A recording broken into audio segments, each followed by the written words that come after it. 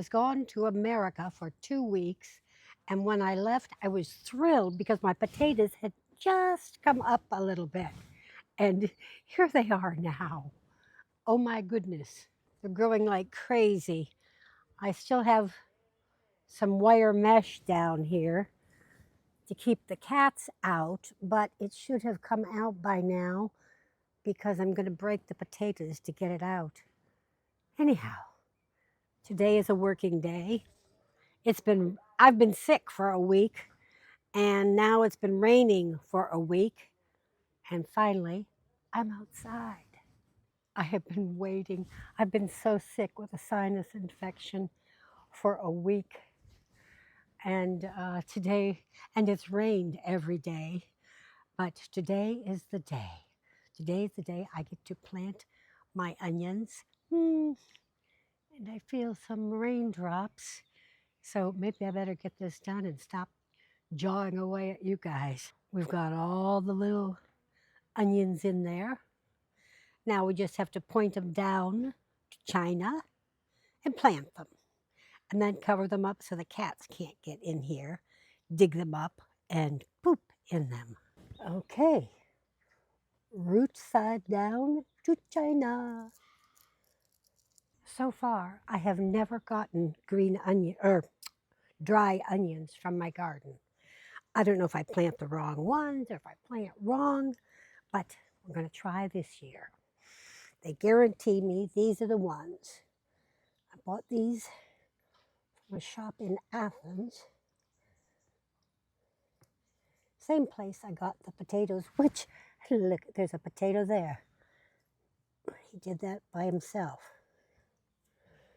One of my goals is to try to get enough root vegetables to last me for the season. We'll see if I can do it this year, so fingers crossed. Potatoes I've done pretty well, and we should have this crop of potatoes. This crop should be ready like in December, if they read the same directions I read. Okay, Sherry. Best thing to do, turn off the news, turn off the scrolling, get yourself out in the garden. Oh, I've been dying to do this all week, and at last I have the energy to do it.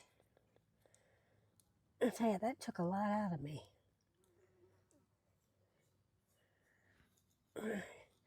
I guess I'm not as young as I used to be, so the traveling takes more of a toll than it used to. I remember when I used to think it was so exciting. I was going on an airplane. Now it's like, oh my God, I have to get on an airplane. But it was worth it to go to Florida and see my friends.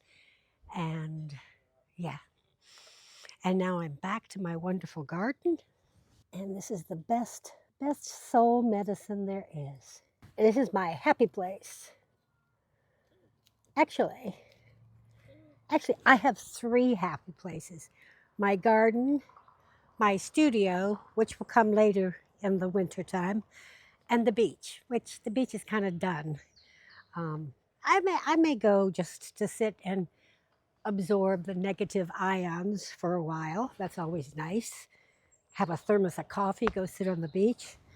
But right now, this is my main happy place. Getting my fingers in the dirt, growing food for my table. Oh yeah. I've got all of the onions covered up, planted, root side down, and now we extra step because we have cats. So I have to cover everything because my cats are going to say, oh, look what Sherry did. She made us a wonderful toilet and look how big it is. Yes, it's an extra step, but the cats are worth it. They bring me so much joy that I don't mind doing a little bit of extra work. And right now there's a lot of new kittens on the block. New kittens all around. I'm hoping my big ones can keep them away. I love them. I would love to have all of them, but I just can't. No more. No more. I have 4 cats, and sometimes it's 4 cats too many. No, it's never 4 cats too many. I adore my cats. They bring me great joy. But I don't want any more. And I don't want homeless cats here because sometimes they can bring illnesses with them from my cats. But while I was working, I was thinking of a new friend I made when I was in Florida, and her name is Casey. So hi, Casey, and hi to Dallas. Hi, welcome. Maybe someday you can come and see in person. Oops, here's one of my kitties now. Hello, Dingo. How's my Dingo boy? He's my best boy. Yes, you mommy's best boy. He's the gentleman of the group. Oh, he also is like, don't touch me. I'll tell you when you can touch me. In the morning, I can touch him. In the morning, he's very lovey and wants to lay on my lap. I have all of this to do. I've got to clean these beds because in here, I want to put my brassicas. I just left these in to see what they would do. And yeah, we got a couple of tomatoes. So I think I'm going to wrap it for the day because I have been sick and have a bad habit of overdoing things. So I'm going to stop now and we'll do some more work later or tomorrow.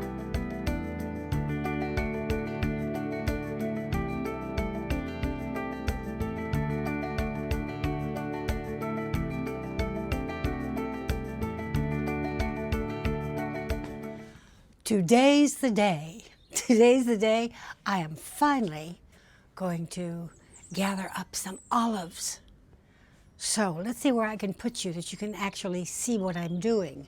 Okay, I'm having a few camera issues. Well, it's not camera issues, it's Sherry issues with the camera because I thought it was following me and it's not, but now it's following again. So let's go back. Anyhow, I'm doing this branch first because it's accessible, but also this whole branch has got to be cut back. It's, well, the whole tree has to be cut back. We've let it go for many years and made a huge mistake, and now it's grown so tall that I'm probably going to have a lot of garden damage when I finally get someone to come to trim it. Ooh, I see some goody ones here. Nice big fat olives. Let's get some nice big fat olives. Okay, my apron is really full. I see more higher up, but I'm loath to go higher up because I might go all the way down. So I think we're going to call that done for this position. Now I have to sort them and wash them. So let's go on to the next step. Good morning. Back in the kitchen with the olives, and the olives have been soaking in water, and every day the water changed. This is to get the bitterness out of them, and I've done that for 7 days. So now it's time to make a brine and then put the olives in the brine. But we have a few steps to do first, so let me show you what those steps are. Okay, the first thing we have to do is figure out how much brine we need. So, and I cannot believe this worked out like this.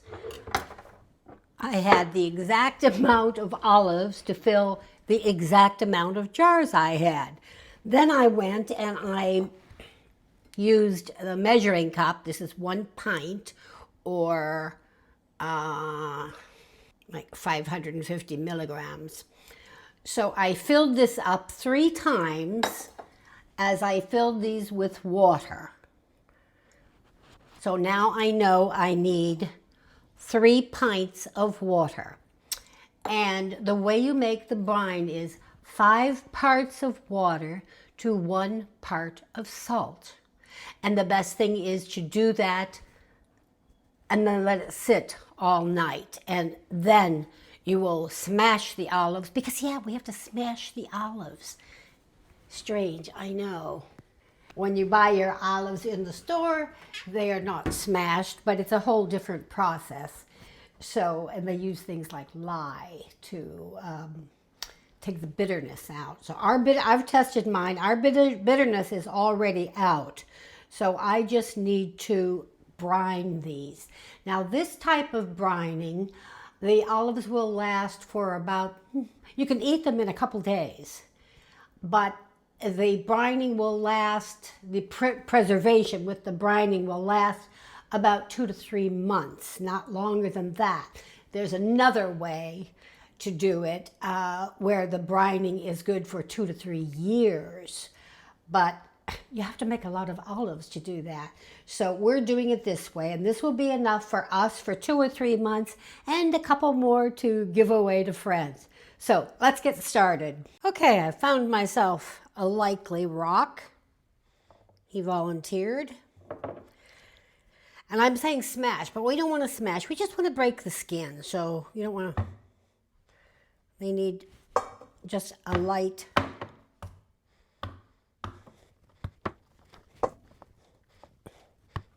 And as I'm doing this, I can feel the oil coming out on my hands from the olive. Do you know the story of the Parthenon at the Acropolis? Well, of course you know that story, but they were trying to decide who would be the main god of the Acropolis, and it was between Athena and Poseidon. So Poseidon struck in his pitchforky thing, I can't think of what you call it, and he brought forth a saltwater stream. Then Athena came and she gave the gift of the olive tree. It sprouted and it was the best gift because it gave food, it gave shade, it gave wood, it gave olive oil. So that's the story of how Athena became the goddess of the Acropolis, the Parthenon. She was the protectress of the Parthenon.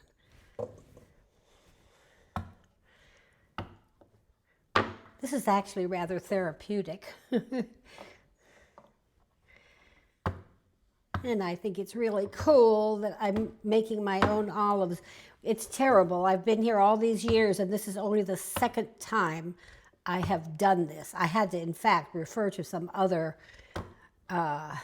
videos to see how to do it. And it was confusing because there was really a lot of different ones, but I found this one video of a couple down in Cyprus.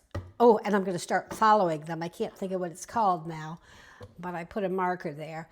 And she showed the 2 different ways, which is what I explained to you. So these will be olives that will be ready to eat in a few days. And the downside is they're not preserved for that long. The second method, which I will go over at another time, you can preserve the olives for up to 2 to 3 years. So there's that. But it just all depends, like if you're making tons of them at a time, but we're not making tons, so we don't need to do that. So I'm going to continue doing this. You don't need to watch. The brine is over here on the stove, and then tomorrow I will be filling the jars with my brine.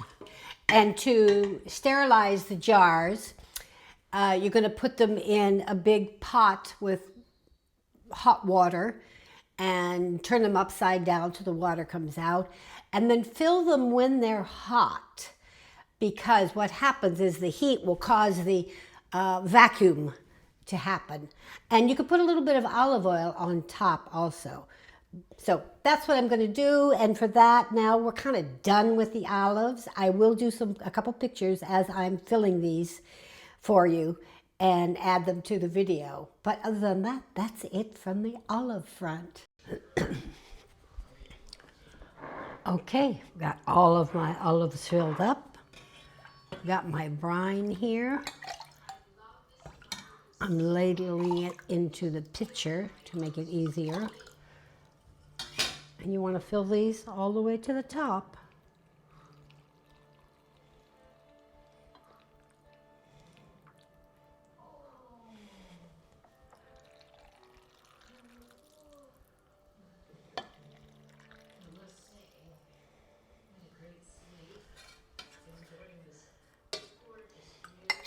Looks like I did it right with the brine. I'm going to have just enough. Ooh. I sure hope you enjoyed the little olive adventure. Definitely part of Greek island fall. Everybody who has olive trees or access to olive trees are harvesting and preserving in whatever way they do, or making oil. And this year we're doing olives for the house.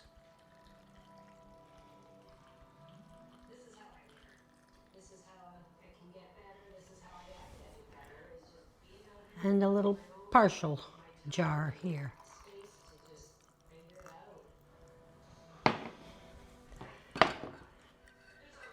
And a little more.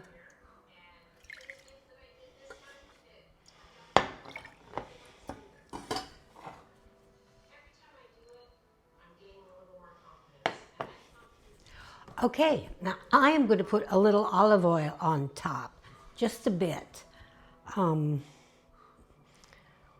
Nobody told me to do that, but I just kind of think that's what I want to do. So I'm going to put a little olive oil on top.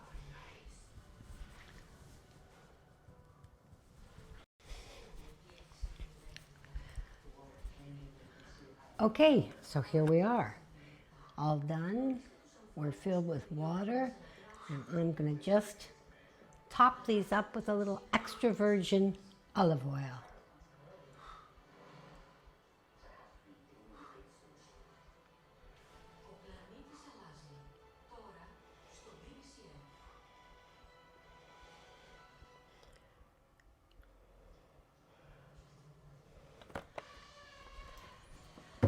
And that's it.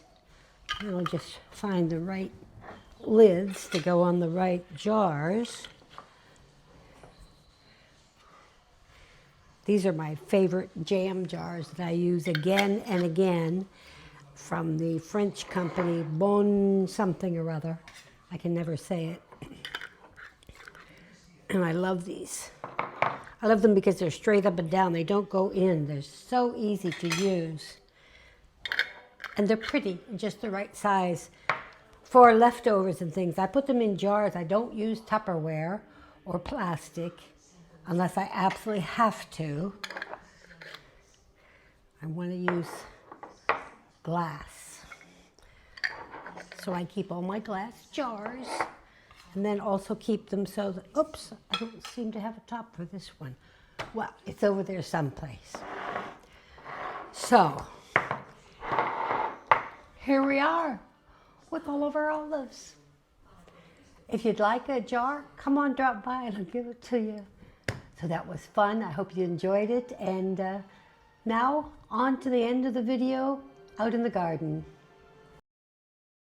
Well, it's fall in the garden, and you've seen a bit of what I've been doing. And I'm going to finish up this video today and show you the results. For years, I would go back to Florida in about mid-October to work in the salon of my friend during what was the height of the season in Florida. So I really didn't realize how wonderful fall was here, but it is magnificent, especially on the islands. I didn't understand how long of a growing season we actually have. So beginning of October is getting everything in the ground as fast as possible so that it has time to grow over the winter. And it does. Of course, you can grow tomatoes, things like that, but like brassicas, beets, lettuce. You can grow lettuce a really long time. And potatoes, garlics, onions. I have all those things planted and growing in the garden. And today I'm going to finish up this video showing you around the garden and giving you an idea of how really beautiful it is to be in a Greek island garden in the fall.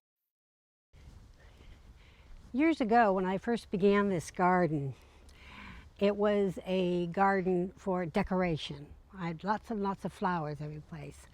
And Vasilis had a little space that I let him do vegetables in. But through the years since I've taken over, it's turned into a much more functional garden.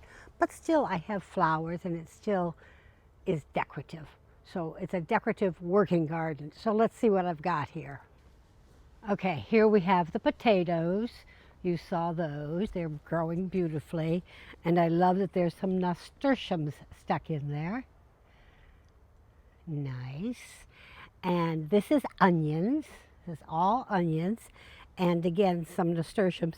And one lonely potato is left in there. Here we also have red salvia, the star of the garden right now. And over here we have lettuce and some parsley. And over in this bed I have beets and more parsley. And here you can see nothing, but I promise you there is there's garlic under there. So the garlic's growing. And then more salvia. This is the mauve salvia, which I really love. And they just keep flowering and flowering no matter what. Now over here we have peppers left from summer. They will keep growing probably all winter. And this is my brassica bed, and it's covered with this netting to keep out the butterflies, moths that lay their eggs, and then their little children eat all my brassica. So I've got them covered up with this tooling like a bride. And that's what we've got going on in the garden. I hope you enjoyed my Greek island garden video and maybe encourage you to make a garden. Do you have room? You don't need much room. Just do some pots and stick a few things in there and grow it. It feels good. It's therapeutic. It's wonderful.